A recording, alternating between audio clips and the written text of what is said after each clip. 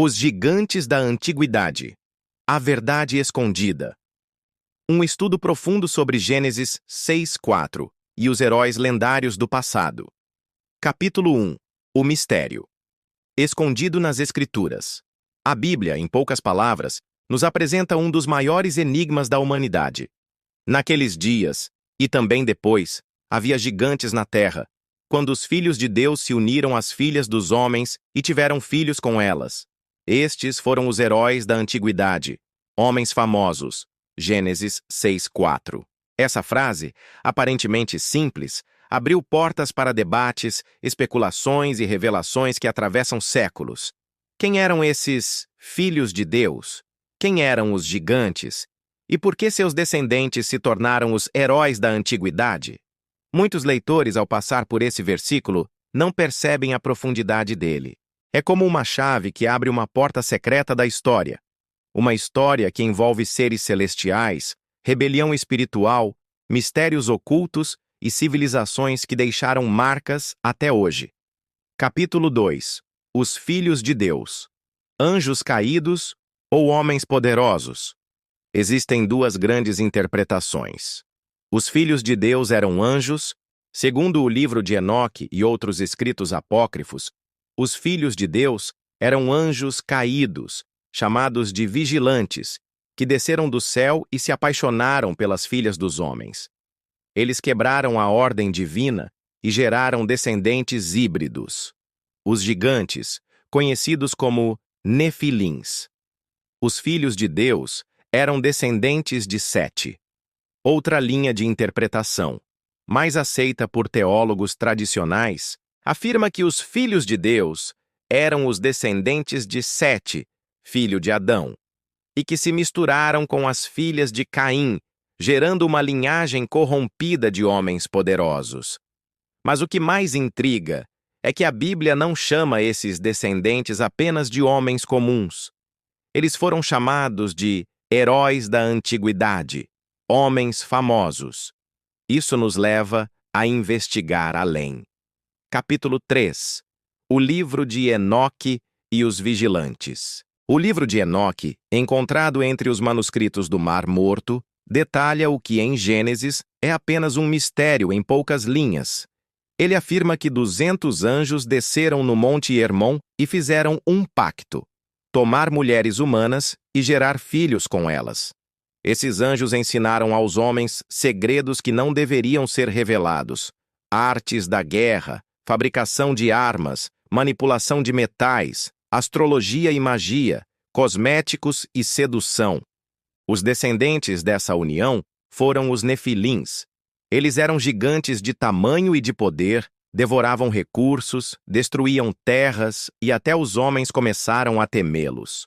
O livro de Enoque descreve que esses gigantes tinham sede de sangue, lutavam entre si e corrompiam toda a criação.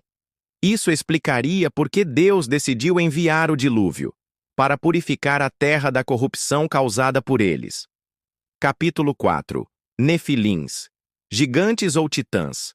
A palavra Nefilim vem do hebraico Nafal, que significa caídos ou derrubados. Esses gigantes não eram apenas grandes em estatura, mas também em poder e influência. Alguns estudiosos acreditam que os mitos de gigantes e semideuses em várias culturas são, na verdade, ecos dessa mesma história. Os titãs da mitologia grega, filhos dos deuses e das mulheres mortais. Os heróis da Suméria, como Gilgamesh, que era descrito como 2/3 Deus e 1/3 homem. Os gigantes da mitologia nórdica, que travavam batalhas contra os deuses. Ou seja, talvez os heróis famosos de Gênesis 6:4 sejam os mesmos que, em outras culturas, ficaram conhecidos como deuses, semideuses e titãs. Capítulo 5. Gigantes. Depois do dilúvio. Mas Gênesis é claro, naqueles dias e também depois. Isso significa que os gigantes não foram destruídos totalmente com o dilúvio. Após Noé, ainda encontramos registros de gigantes na Bíblia.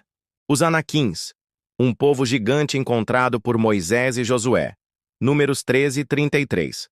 O rei Og de Bazã, descrito em Deuteronômio 3:11, cujo leito media cerca de 4 metros. Golias, o gigante filisteu derrotado por Davi, que media cerca de 3 metros. Isso mostra que, mesmo após o dilúvio, a influência dos nefilins continuou, talvez por linhagens preservadas ou por uma nova intervenção dos anjos caídos. Capítulo 6. As escavações e provas arqueológicas. Ao longo dos séculos, surgiram relatos de ossadas gigantes encontradas em diferentes partes do mundo. Nos Estados Unidos, no século XIX, jornais noticiavam esqueletos de 3 a 5 metros. No Oriente Médio, inscrições antigas falavam de reis que eram mais altos que 2 homens. No Peru e no México, múmias com crânios alongados levantam debates até hoje. Muitos desses achados foram desacreditados ou escondidos, mas permanecem como pistas de que a história dos gigantes não é apenas lenda. Capítulo 7. Por que Deus julgou os gigantes? A presença dos gigantes não era apenas uma curiosidade histórica, eles representavam a corrupção da criação. O plano de Deus era que a humanidade fosse pura, mas os anjos caídos misturaram seu DNA com os humanos. Isso ameaçava o plano de salvação, pois o Messias viria da linhagem humana. Por isso, o dilúvio foi necessário. Foi um ato de justiça e também de preservação. Garantir que a linhagem de Noé, descrito como íntegro em suas gerações, permanecesse intacta. Capítulo 8. Gigantes e o fim dos tempos. Jesus disse: assim como foi nos dias de Noé, assim também será na vinda do Filho do Homem. Mateus 24:37. Nos dias de Noé havia gigantes. Seria possível que no fim dos tempos essa realidade volte? Hoje vemos avanços em engenharia genética, hibridização e até em inteligência artificial. A ciência moderna pode estar recriando de outra forma aquilo que os anjos caídos fizeram no passado. Muitos estudiosos acreditam que o retorno dos nefilins pode acontecer espiritualmente ou fisicamente, preparando o cenário para uma nova rebelião contra Deus. Capítulo 9. Heróis ou vilões?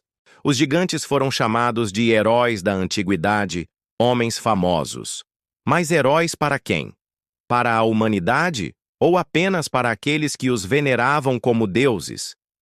Essa é a chave. O que para alguns povos eram deuses e salvadores, para o Deus de Israel eram uma corrupção.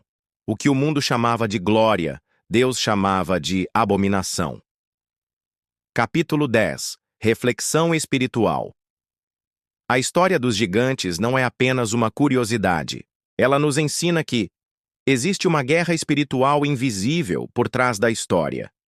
Nem tudo o que o mundo chama de herói ou fama vem de Deus. A corrupção que começou nos dias de Noé ainda ecoa em nossos dias. Mas, acima de tudo, mostra que Deus sempre preservou seu plano de salvação.